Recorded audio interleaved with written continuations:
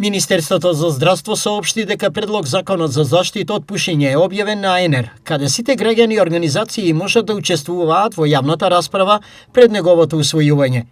Министерот Азир Алио истакнува дека законот не е насочен кон казнување, туку кон превенција, јавно здравје и заштита на најранливите категории, особено децата и младите. Законот не е ригорозен, ни рестриктивен, туку е европски. Значи и ние едноставно ги припишуваме тие препораки кои што во Европа веќе се дефинирани во законот.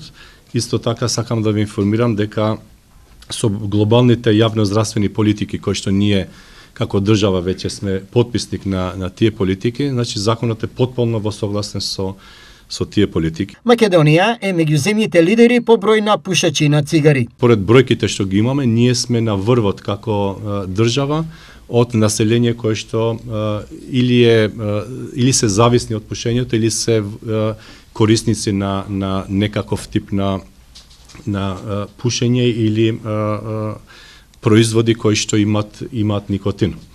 Така да дефинитивно според анализите направени според експертизата ќе биде намален бројот на граѓани кои што ќе имаат здравствени проблеми, а се поврзани со пушењето. Со законот се воведува целосна забрана за рекламирање, промоција и спонзорство, ограничување на продажба и изложување на тутунски производи и зајакнување на забраната за пушење во јавни и работни простории.